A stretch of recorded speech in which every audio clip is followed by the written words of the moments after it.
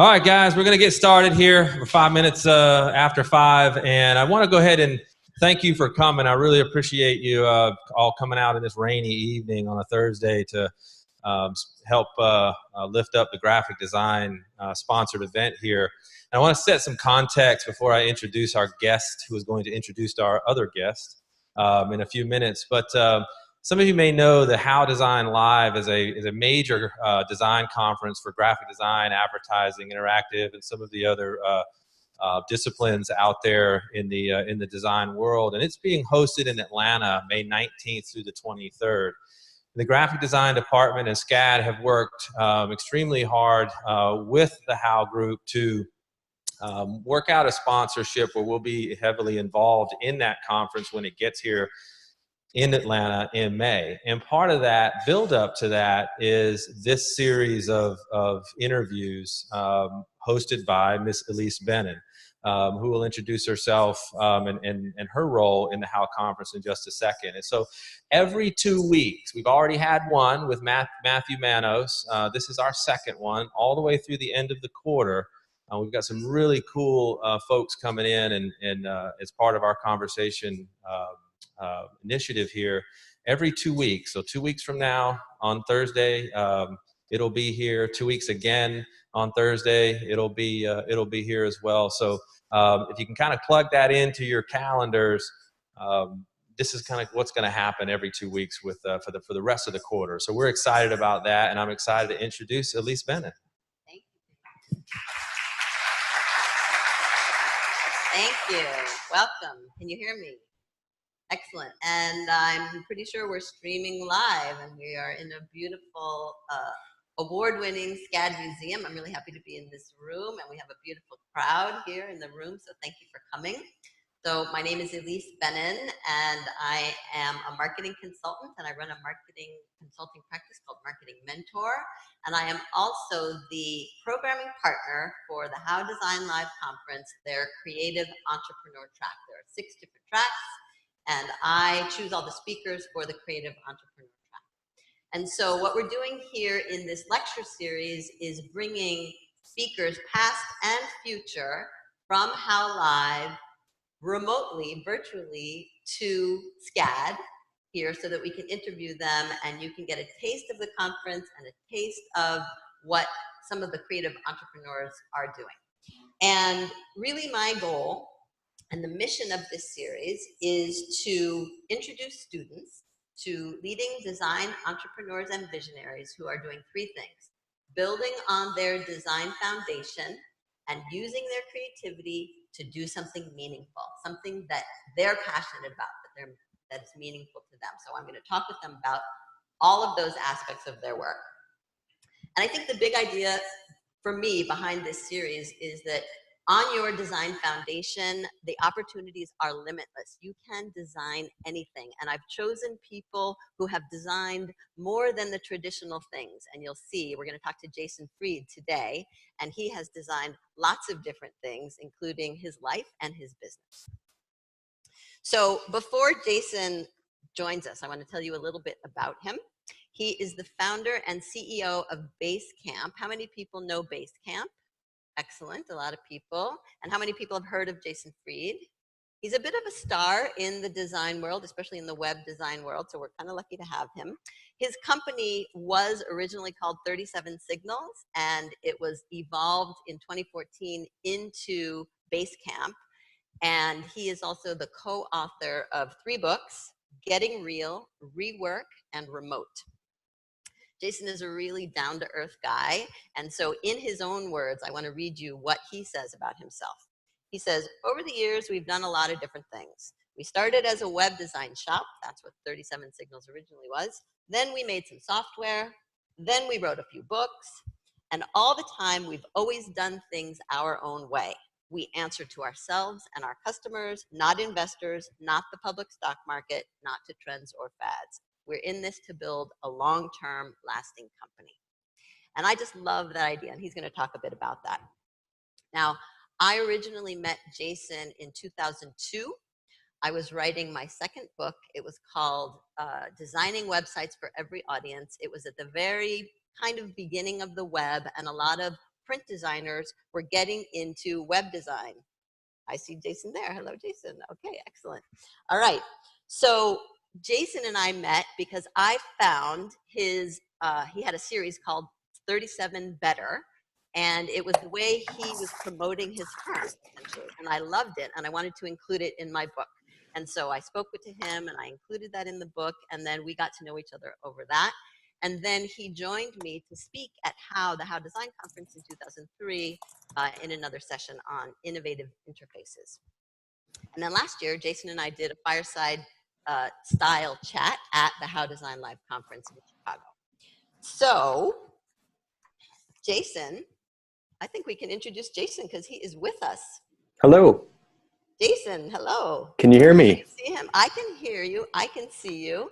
Good. If the crowd in the room, you can't see the crowd. We've got a full house here in the Cool. SCAD Museum. There he is. Excellent. All right, Jason. So thank you so much for joining us. Now, I'm really glad that you're here. He's a little bit late, as you know, but there's a really good reason for being late. And that is because one of the things Jason has designed is the way his business runs and the way they work. And so today he led the first ever, as I understand it, workshop in his offices in Chicago called the Basecamp Way to Work. So I thought we could start off by you telling us a little bit about how it went and what exactly is the Basecamp Way to Work. Cool. Thanks again for having me here. The Basecamp Way to Work is sort of how we figured out how to communicate across our company, how to scope work so we can get a lot of stuff done with a small group of people, how we can be very open and honest about our feelings about work and the work we're doing, all inside of our company. And we kind of, and also we work remotely. So we have about 50 people in the company, and 35 of those people live in about 30 different cities around the world. So we've sort of figured out this really unique way to structure work, to communicate amongst ourselves, to still build a culture without seeing people very often, and to openly and clearly communicate all of the details of the business to everybody who's here, as well as sharing a lot of this stuff on the outside as well. So it's a combination of things, but it's an unusual way to work. And the reason we know that is because when people join the company, they sort of don't know what to do because they're not used to it. It's very, very unstructured. It's very much about autonomy and people sort of picking their own work to do and doing it their own way, and not having a lot of oversight and bottlenecks to get things done. And one of the things I'll quote you here that you've said is that everyone at Basecamp is free to live and work wherever they want. Many of us love working remotely. We literally wrote the book on remote working. And I know that you did a TED Talk on the way work doesn't happen at work because people are constantly interrupting each other. So talk a little bit about that philosophy for you. Yeah, so one of the things I've noticed is that when you ask people where they go to get work done when they really need to get work done, they will rarely say the office. They'll say the home office, they'll say the coffee shop, they'll say the library, or if they do go to the office, they'll say, I go to the office really early in the morning before anyone shows up, or I stay late after everyone's gone. It's never like, I'll go to the office at 2 o'clock in the afternoon and get stuff done. And to me, that's a signal that something's very broken. That companies will spend billions and billions and billions, trillions, ultimately on infrastructure, on buildings, on rent, on furniture, on network, all this stuff to create these spaces where people actually aren't able to do the work or don't actually want to go to do the work because the modern office has turned into a place where it's basically an interruption factory where people are just interrupted all the time. It's very difficult. You think to yourself, when's the last time you had 3 hours of uninterrupted time at your office at work? And people probably go, it's been years, maybe never, because there's full of meetings and full of interactions and interruptions. So we've built a culture where while we have a physical office, on any given day, there's only a few people working in it. And most people work from home. Even the people who live in Chicago, where we're based, work from home. So we have people all over the United States, in Canada, over in Europe, someone in Hong Kong, and someone in Australia, and some people in Canada. And we've had some people working for us in South America. The idea is that people should be able to work where they're most comfortable working, where they're most productive, and that's their own definition of that, and not my definition, which is that you need to be in the seat that I can see, so I know you're actually working. I don't believe that seeing someone in a place tells you anything other than they're in the place. So it's a cultural difference. A lot of managers want to be able to see people because they always ask me, like, if I don't see them, how do I know they're working? And my answer is, how do you know they're working if you see them? Like, you have to look at the work. The work is what tells you if they're working. And I don't need to see the work in person. I can see the work in a lot of different ways. I can see the work over Skype. I can see the work over Basecamp. I can see the work over email. I can see the work over whatever tool you use. There's lots of different ways to see work today. So anyway, that's our general philosophy, is that people should be able to work wherever they want. And further, I'll just add one more thing to that, which is that I think it's also just a matter of respect, which is that in a typical company, it doesn't allow remote working. If someone starts in a city, and then they decide because their spouse, their partner, or whatever needs to move to a new city, well, then that other person would have to lose their job.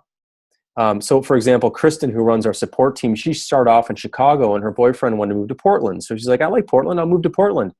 And she moved to Portland. And we thought that was awesome because that's where she wanted to be. We didn't lose her, and she didn't lose us.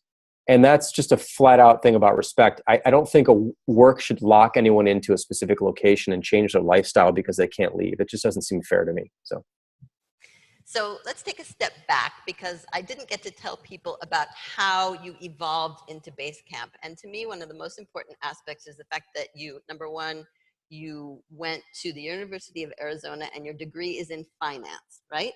Right. Not design. And then you did freelance web design while you were in college. Give us the story about how you went from there to Basecamp. Sure. So I went to school, like I said, for finance. I don't know why. I just did because I liked the stock market. My dad is a stock trader, and I was like, that's cool. What's that equal? It sounds like a finance degree. I'll do that. But my real interest was in design. I always loved making things. And whenever I got my first computer, whenever that was, in junior high or something, I was making logos and just making little design things. And I made some software that I learned how to make on my own and design the interface for it on my own. I just really liked the idea of making something and designing something. And I found that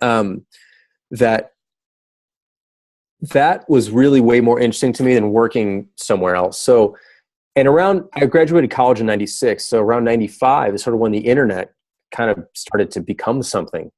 And no one knew what they were doing because it was brand new. And I didn't know what I was doing, but I was on a level playing field because no one else knew what they were doing either. So, but I felt like I knew some design. I had some good sense of design, I thought. And so I learned how to make web pages and websites. And through doing that, I learned a lot about interaction and what moves people and what's confusing and what's easy and simplicity and clarity and all these different things that I've brought into my career since then. But I started doing some website design. I started doing some stuff freelance for clients. And eventually I realized graduated college. I moved to San Diego for a while to take a job with someone else doing website design. And I realized pretty quickly that I wasn't really built to work for other people. I love to work with people, but I wasn't really good at working for people. So I moved back to Chicago, started my own little freelance web design shop, which I did for a few years. Then I met up with a couple other people because I was sort of sick of working on my own. I had my bedroom, and then I would like roll out of bed right to my desk. I had like a studio apartment, and I felt isolated, and it was boring basically.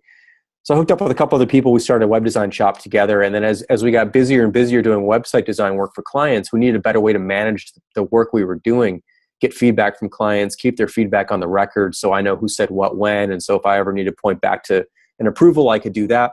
And we couldn't find any software that would really work for that. So we decided ultimately to build our own, and that became Basecamp.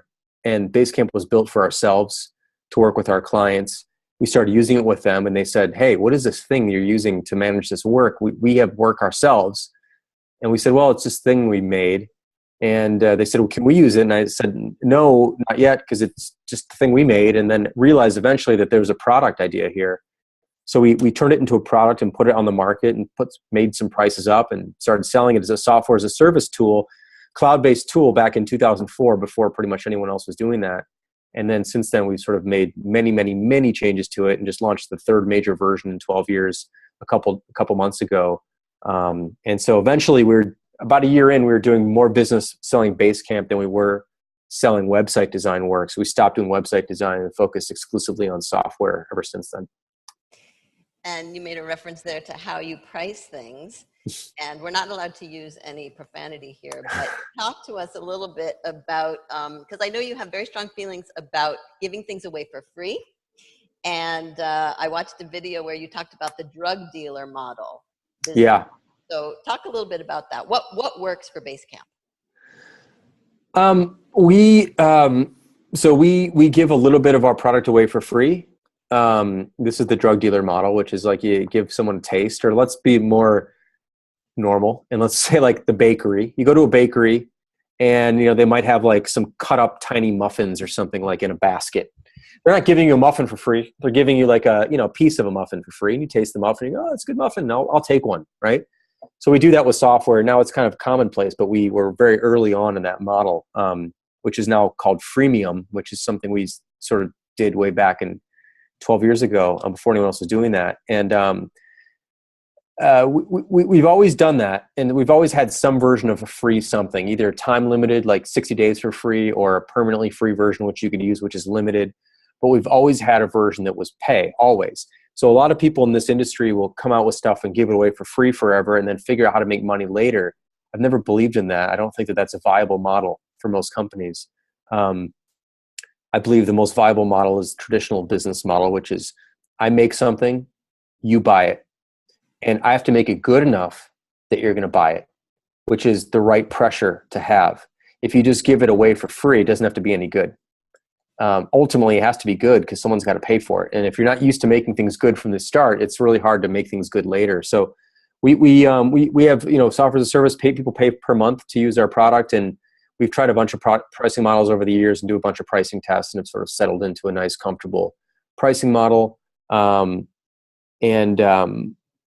kind of how we do it. But we also have a free version which you can use to run one project at a time for free. But if you want to run your second, then you have to pay and upgrade to a paid version. Beautiful. So let's talk a little bit about design and the value of design, because it does seem there's a trend more and more lately that people seem to be valuing design, and that's good for the students at this school. But what is your take on the value of design? And talk to us a little bit also about images and writing when it comes to design. Yeah, so for me, design is all about communication and creating a connection with somebody. It's not about anything beyond that, actually. It might be a little bit about like creating an emotion, but to me, that's about a connection as well. Art is about making something beautiful, but design is not about that. Design can be beautiful, but it's not about making beauty. It's about communicating clearly and making a connection with somebody who's using your object, your product, whatever it is, who understands what you're trying to do and understands why it's good for them.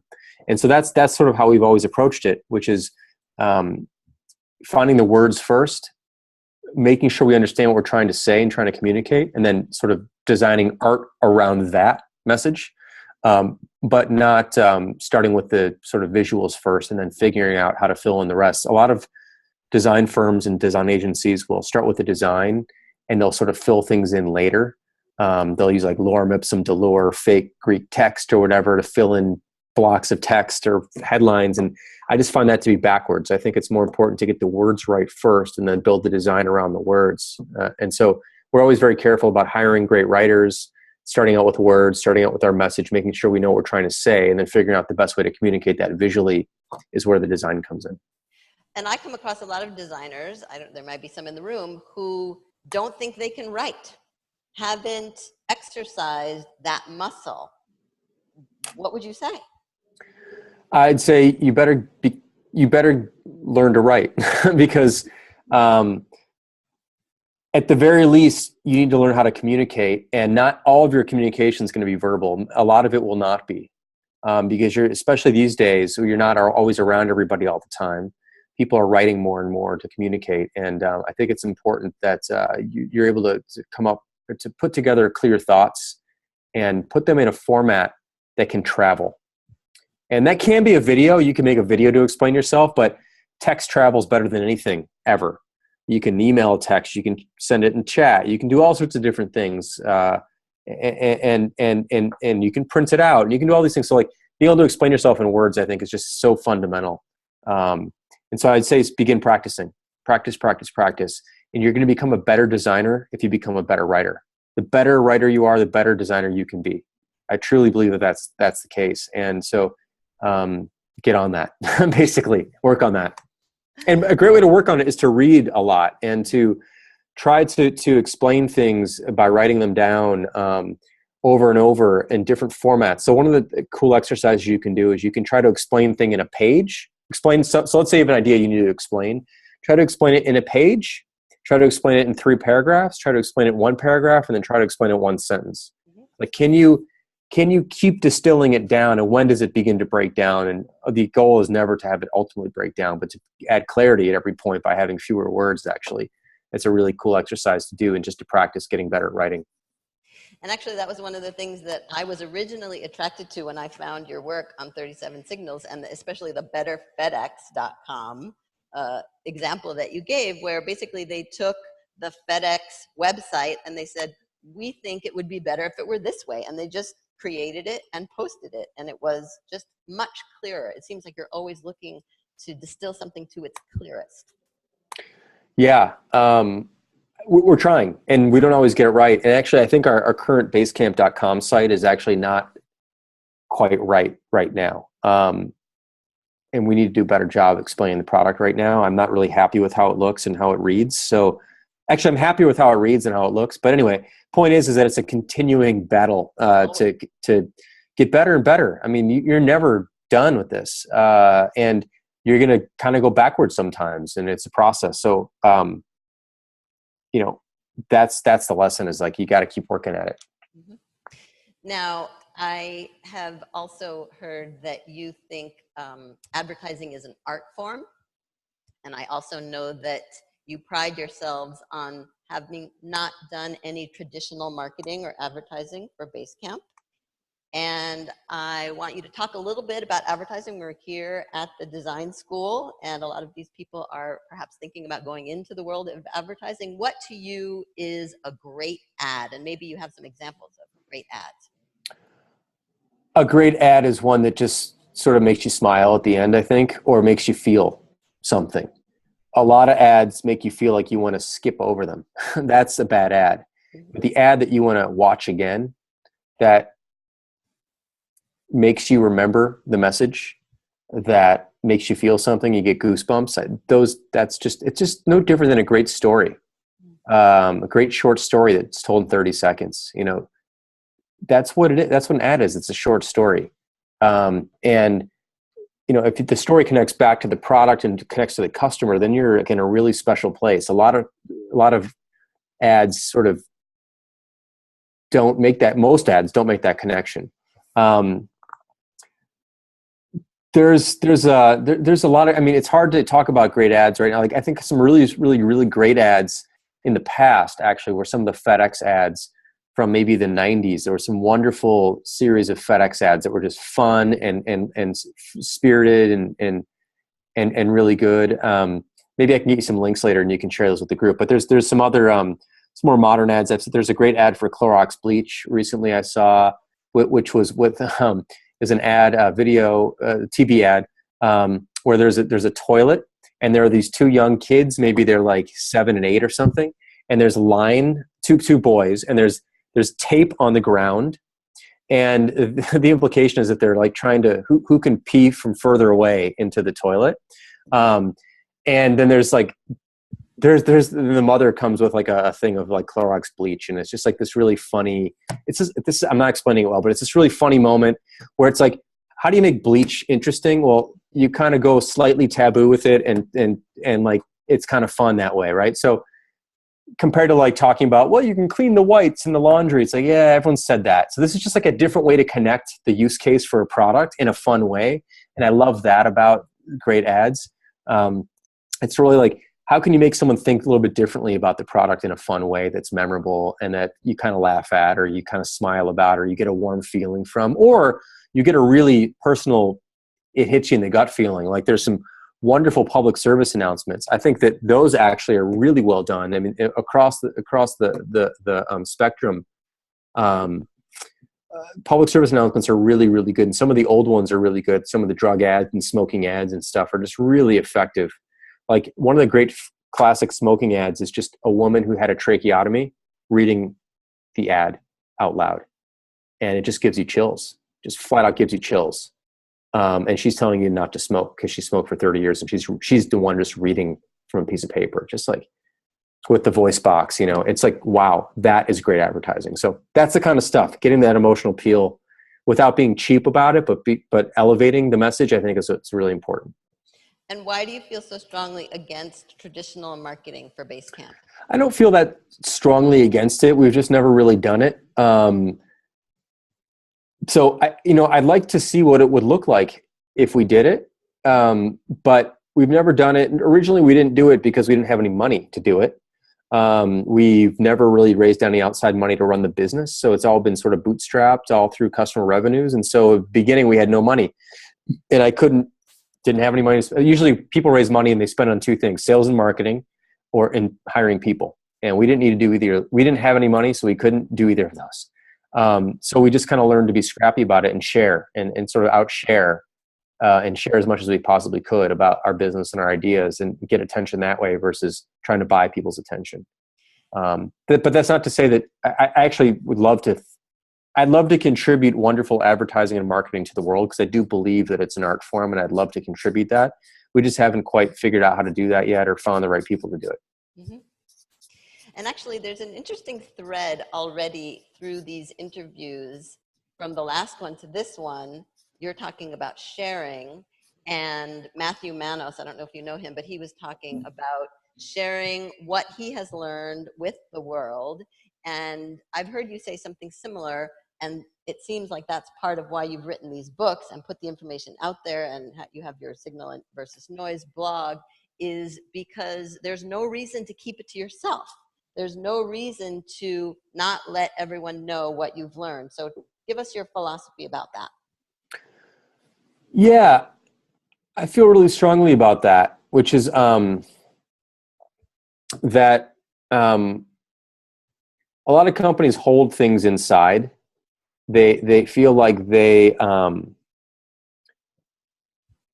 feel like they're afraid that if another company hears their ideas or something, that they're going to steal them and do them or something like that. There's a lot of fear in the business world, and I just find it to be really unusual. I think that chefs have it figured out. I think chefs who write cookbooks have it really figured out. So a chef who has a famous restaurant, they seem to have a lot to lose if they share their recipes, wouldn't you think? But it turns out that they don't.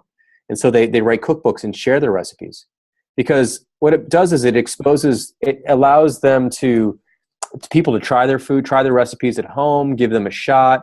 It shows that these people are just trying to teach as well and make you a better cook. And then, hey, if you happen to go to New York or Chicago or LA or San Francisco or wherever you are, and one of the restaurants is there, you're probably more likely to try it now because you've tried to make it yourself and you want to see how good it is when they make it. They're not afraid of another competing restaurant making the same dishes that they make, because that's just not how it works. So I feel the same way about business and sharing knowledge. I'm not afraid of someone else taking our knowledge and using it against us. It's not how businesses work. Everyone's busy with their own thing anyway. Everyone's got their own ideas anyway. They're not waiting for your ideas to come to them and then they're going to take them and be a carbon copy of you. It's just not how it happens. So anyway, that's my thought about that. I think that you're better off I mean, if you're going to be afraid of anything, you should be afraid of obscurity at a certain level, and it's better is to share as much as you can because you have a better shot of being known, and that's really what you need to be. And I noticed that you're doing a really interesting new series on YouTube with Nate called Works in Progress, and it seems like you're just sharing what you're learning. Talk about that. What are you doing? Yeah, so we are trying to expose our kind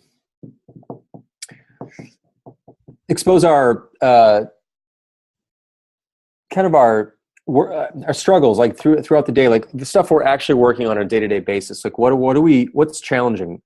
Is there an idea we're stuck on? Is there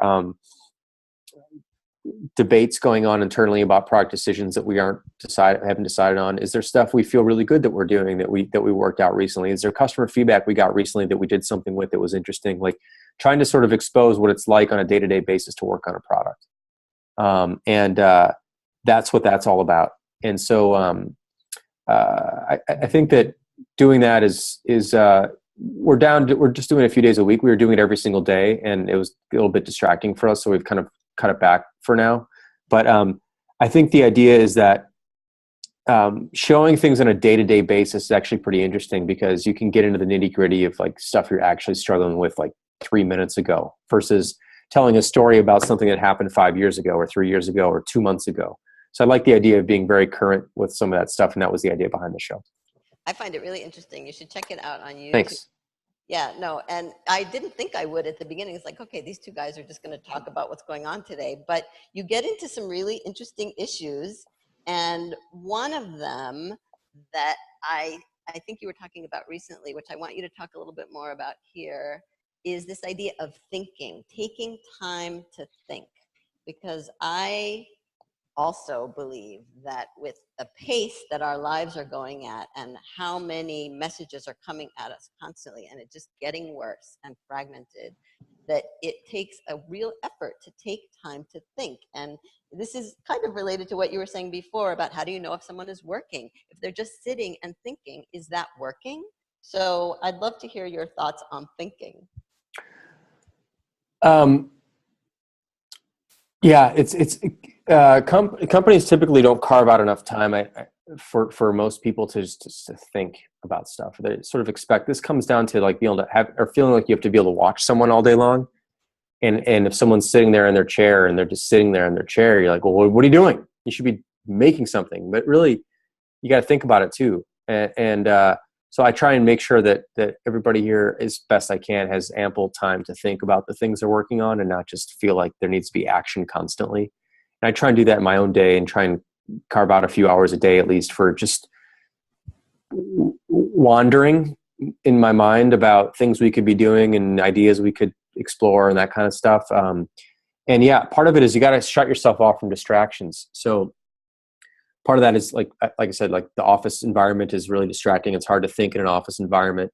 It's also hard to think when you're being bombarded with notifications from messaging apps and stuff. So I tend to turn all that stuff off. Let me go check it when I need to. There are very, very, very, very few things I need to know about right now.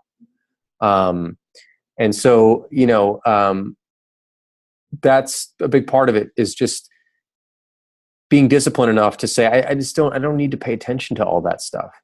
I know that's sort of the technique that I've been using is just, your day you're taken over by other people's demands and you've got to sort of find a way to not have that be the reality and then take back a little bit of your own time and spend that just in your own head for a little bit, I think is a valuable exercise. And part of it is how much control do you have over your own time and over your own schedule and over your own life? Now, you're self-employed, and I remember your father, there was a quote from your father about if you can be self-employed, you should be. Yeah. So I love that quote. And some people who are not self-employed have less control over their schedule. And I understand that within Basecamp, you're also allowing people to control their schedules a little bit more. Yeah. What would you say to people who don't have as much control as you might over their schedule? Well, it's hard. I mean, a lot of it's cultural in an organization. If a company expects you to work 70 or 80 hours a week, you're expected to be seen constantly, and like it's very difficult in those environments to do anything. So the only lesson I can give you if you're stuck in that place, there's two things, which is one, eventually get another job at a place where they're more understanding of that, or the other one, excuse me, is to sort of encourage or bring this up to your manager or your boss, and ask for an opportunity to carve out a little bit more time for yourself. And the goal here is to show them that you're still productive, and possibly more so if you aren't being interrupted as much as possible. So you could say, hey, can I have an afternoon a month, one afternoon per month, where I can work from home, or I can work outside of the office, or I can work away from these distractions or whatever. Like, can I just try it one afternoon a month? And let me just show you that I'm capable of managing that time myself without being, whatever. So you got to ask for tiny, tiny, tiny asks to start, and build upon those, and eventually turn those into bigger and bigger opportunities for you. And maybe then you get a day a month, or 2 days a week, or whatever it might be. But you got to start small and improve. So, but in some cases you simply cannot. And so you got to take away from that the experience, which is, I don't want to work this way. And so the next job you look for, you can ask them more about how they work, and find a better environmental and the cultural fit for you. So it's about taking a lesson away from that, because you can't change every environment in every situation. And because Basecamp is so small, you've only got 50 people or so. Mm-hmm. But it makes sense that you would be teaching people how to work the way Basecamp works, because it sounds like you do provide space and time and freedom for people to do their best work.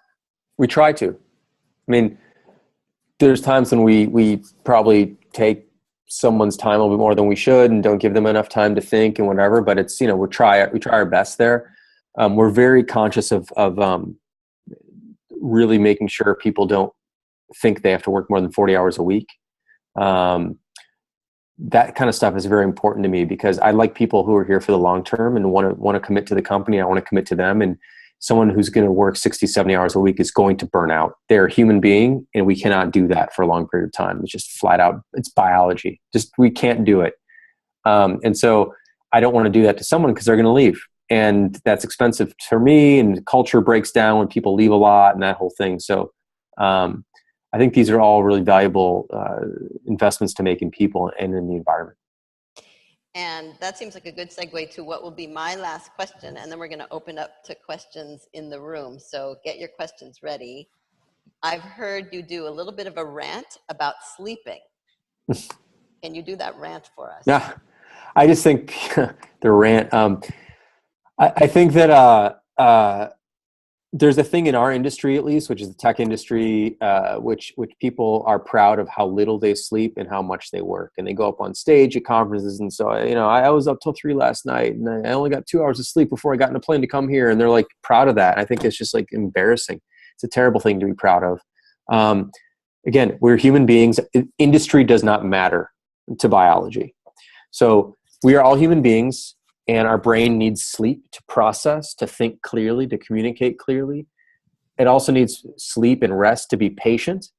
And if you've ever been around someone who hasn't been sleeping a lot, they're short, they're curt, their patience is very thin, they're very reactionary, they're not pleasant to be around.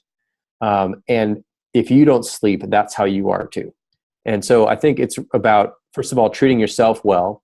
It's about actually having your brain work on problems for you while you're sleeping is a really important thing. Your brain takes some stuff and processes it differently when you're not awake, in ways that you can't do when you're awake. So you want to take advantage of that.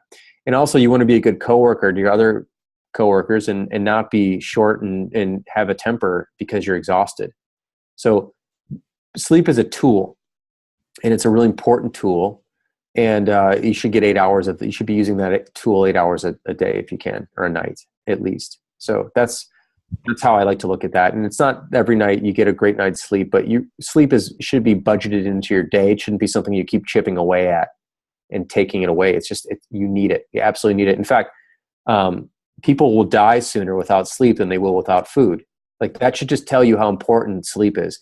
If you want to, There's torture methods, right? People torture by not letting people sleep. Starvation is a much less effective way to torture somebody. It's like so ridiculous that it tortures the worst thing you can do to a human being. And the most effective way to do it is to keep people sleep deprived. And that should just tell you how important sleep is to the human brain and body. So don't hurt yourself. Get enough sleep. Thank you for that, All Rant. right. Sure. All right, so let's bring the lights up a little bit and see who in the room has some questions, because I can't see anything. Thank you. Excellent. All right, so we have some mics on both sides. Raise your hand and we'll bring the mic to you. Don't be shy. All right, here's one down here. Terry in the front row. Thank you, Jason. That was awesome.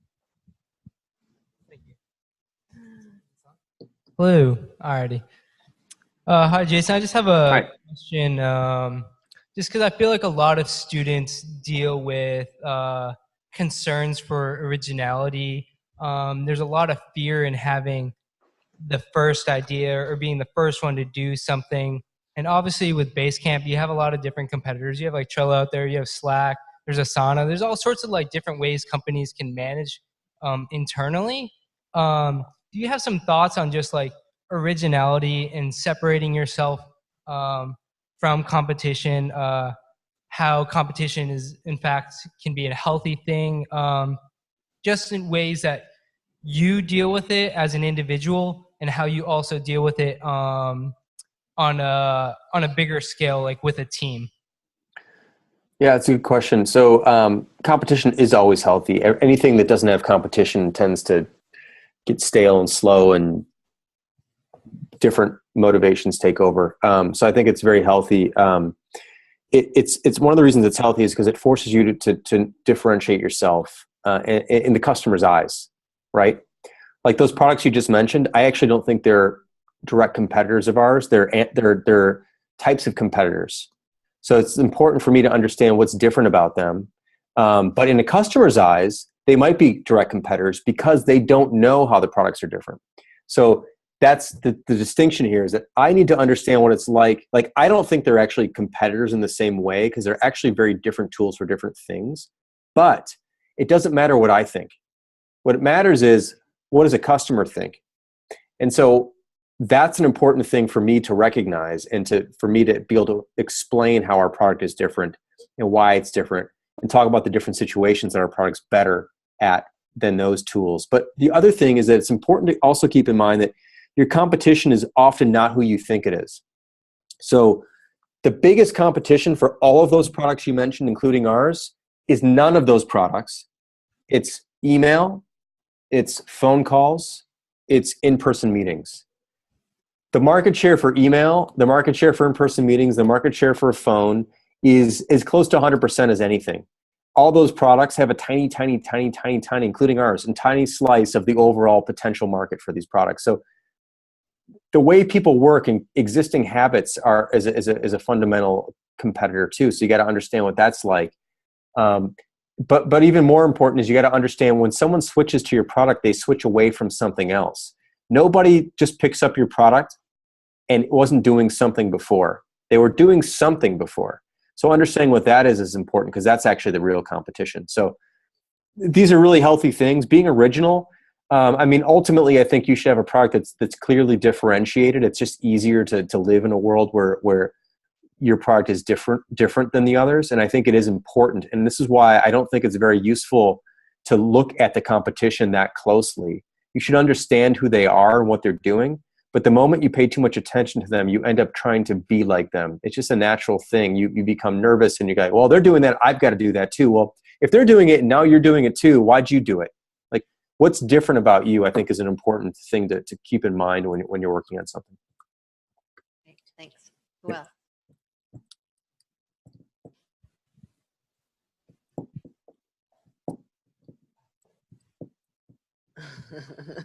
Coming. If there's no other questions, that's cool too. No, I got one. It's a big audience. I mean, it's a big room. Yeah. I'm currently enrolled in an entrepreneurship course here, and we're talking about brand promise and values. I'm just wondering what Basecamp's brand promise would be, and their values. So We don't think about it in those terms, but what I'll kind of guess at how we would fit into that would be, I've always felt like it's important for us to be straightforward. Like our brand should be straightforward and approachable and clear. And what I mean by that is that if you look at a lot of companies that exist out there, they don't sound like human beings. They sound like companies. They speak in a corporate language that no one can actually understand. They're afraid of customers. I want us to feel friendly and neighborly. And like, that's something I want to always get across, is that I want us to feel that way, feel like you can trust us and that we've been around for a while and you can rely on us. And we're like a good friend in that way. The product, that's like on the sort of feeling side of it.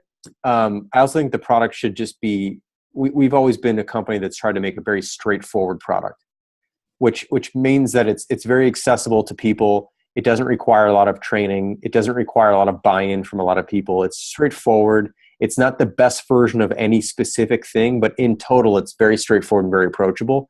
And that's a fundamental thing that and I'm not getting very specific about that because it's not about specificity around which features it has, but just about whatever we make should be pretty easy to wrap your head around pretty quickly.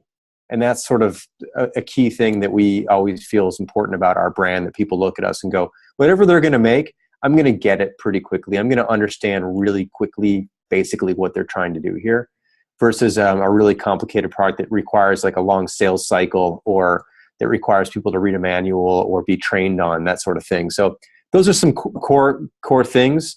I also want to be seen as a brand that's just reasonable. We're reasonable people here. So if you have a problem and you have a request and it's reasonable, we'll take care of it for you. I just want to feel that way. And I hope that that's how we're seen out there in the market. So those are some of the things. As far as like promise and that sort of, I don't really know how to totally map it back to that, but those are some of the things I like to think about when I think of what our brand feels like and stands for. And it sounds like that evolved very organically. Yeah, I mean, we didn't sit down. This is the difference, right, between doing it in school, I guess, and building something, which is in school, there might be an assignment. And I remember going through this, like there's an assignment to do something and like you do it. When you're making something, you just make it. You don't decide, like you don't sit down to decide these things. These things are embodied in what you do, because it doesn't matter what you sit down and write down. If the product and the service that you provide doesn't actually embody those things, it doesn't matter what you wrote. So truth is truth. Like it doesn't matter what I say I'm going to act like. How I act is really how I am. So these things come out from the product and how you treat people and your customer service. For example, if you email our customer service team, you'll get a response in under 2 minutes. That's a promise we make to people. And sometimes we break that promise because it's 2.5 minutes or 3, right? But the idea is that you're not going to wait a day and a half to hear back from us, or you'll never hear back from us. You'll hear back from us very, very, very quickly, because we think that's very, very, very important. We didn't sit down and say that first. We knew it. We built a product, and people had questions, and we saw it was taking too long to get back, and we felt like we had an experience on the other side of that where we tried to get an answer from a company and took forever. And we're like, that's just crappy. I don't want to put more of that out in the world. And so we decided that we should make customer service faster and better and more responsive. It wasn't because we sat down and had that idea on day one. It was because we noticed that was something as we went that was important to us. So these things will change over time. And I think it's important to be open to that rather than sit down and sort of define everything on day one. Excellent. More questions? So basically, I've been using Basecamp at work. It's been a year. We did try to use something else, but eventually we always come back to Basecamp. It's pretty user-friendly. Thank you. The thing is, recently I was downloading the app and I found out there's Basecamp 3, and I thought I can automatically log in and use it. But then I found out that I'm actually a Basecamp 2 customer. Yes. Normally you don't see design and tech and product companies do that. Like they come up with different versions and have a different pricing tag and need you to sign up completely differently. Was there a reason for that? And isn't it too confusing for existing users? Yeah, there's definitely a very distinct reason for that. And the reason is because people are in the middle of things. And people use a system like Basecamp, and they're in the middle of working on work. And they might be working with clients, and they've had to sort of explain to clients, this is how things work and this is the process. And all of a sudden, if we just decided the next day to completely change the way the product looked and worked at a fundamental level on you without you having any control over it, you would hate that. And that would actually be the most confusing thing, which is, what the hell just happened? Everything's different. I've got a deadline Friday and now it's Wednesday and the whole product changed on me. What the hell? Right? And this is what companies do all the time to customers. Companies think that new is what everybody wants. New is not what everybody wants at that moment. Consistency is what a lot of people want. Predictability is what a lot of people want. Continuity is what a lot of people want. Because software, my product is not the center of your world. Your world's the center of your world. And if I change my stuff on you 2 days before your deadline, you're going to be really pissed at me. You don't care that I have a new version of my product because you didn't need it right there. So what we've always done is we've always said the customer is in complete control over if and when they want to use the new version. So the previous versions will never change and they'll never go away. We have a fair number of customers who are still on Basecamp Classic, Basecamp 1, which launched in 2004. And the reason they're still on it is because it works perfectly for them. And what would it be for me to tell them that it doesn't work perfectly for them and force them to switch into something else? So most companies don't, in my opinion, don't care enough about their customers to do it the way we do it. The way we do it is actually harder for us because we have to maintain multiple versions, but it allows the customer full control, and they are never, the rug is never pulled out from underneath them in the middle of something. And so I feel very strongly about this, and I think it's really important that companies understand that they are not the center of your world, and that changing the furniture on you 2 days before you need to show off the place is just not the way to do it. So that's kind of why we do that. And so we basically say it's at your leisure. If you ever even want to go to Basecamp 3, we'd love for you to try it out on your own, try it out on maybe your next project, not the one that you're currently working on because you're in the middle of that, but maybe pick it up on the next one, give it a shot, see how you feel. And then maybe you can start using that one. Or maybe you decide that the current version is exactly what you need and you can stay with that one. We'll never, ever force anyone off any version of Basecamp we've ever made. And that's a promise that we make to people. And it's a unique promise in the industry, and it's unusual, but I believe it's the right thing to do for people because it takes people's actual lives into consideration, which is not a lot of things. It's not something software companies typically do. They take code into consideration. They take release cycles into consideration. I want to take people into consideration and not pull the rug out from under them 2 days before. And the thing is, we have millions of people using Basecamp. So at any one day, someone's got a deadline tomorrow. And if I change something on them the day before the deadline and they're relying on the way it worked before, they're going to be extremely pissed off at us because I messed them up. So we don't want to do that. And that's the reason why we do it the way we do it. A little rant there. Okay, do we have one? We have time for one more question, yes? We have a question? Over there. Terry in the orange. Thank you. So you're pretty much like a successful entrepreneur and like doing something you love and that you have like passion for it. Speak up a little, would you? I'm sorry. I can hear him. I can't. So Okay. what are your views on like schoolwork to like passionate work you really care about? Like, and what comes first, or what do you think is like more important to focus on like while you're in school? That's a really great question. I think school is very valuable if it's teaching you problem solving. So I think any assignment that you get that's about solving a problem is extremely valuable practice. The schoolwork I didn't like was stuff that wasn't involving problems. It was just involving like busy work. And that to me wasn't what I was into. But I would look for opportunities, whatever you're doing at school, to practice solving problems. That's a skill you'll always need to have. Now, the thing is that getting out of school, you may not have a passion yet. You may not know what you're really into yet. So some people do. Some people are very clear and they can't wait to get out of school because they've got something they want to start. But a lot of people aren't. So I think it kind of depends on where you're at in life and what you know. And you can do some passion stuff on the side too. I wasn't particularly a very good student. I kind of did what I had to do to get by because I was more interested in doing stuff outside of school, but my parents made me finish. And so I did. And I'm probably, I guess, thankful that they did. But the point is that, different people are different points. So it's hard to answer that thoroughly. I would just say that whatever you're doing, look for opportunities to learn from it. And I think that problem solving is a great skill to learn and something you need a lot of practice, because you don't want to come out of school without having solved a lot of problems. And then like your first problem hits you and you don't have any practice. It's like, you don't want to learn how to play guitar the first time you need to get up on stage and play guitar in front of people. That would be a bad time to start learning guitar, like the moment you have to get on stage. And so I think when you're running a business, you're kind of on stage. So you want to have a lot of practice, and school's great for that. Beautiful. Yeah. Thank you, Jason. Thank you so much, everybody. This was fun. Really appreciate it. Thank you to the SCAD team, the AV team. Thank you for the HOWDesignLive conference. Jason, Terry, everyone. This is Ilise Benun. I hope to see everyone in Atlanta, May 19th through 23rd. And we'll be back again in 2 weeks with Tiffany Schlane, who is a filmmaker. So join us then. Thank you, Jason. Bye-bye. Bye.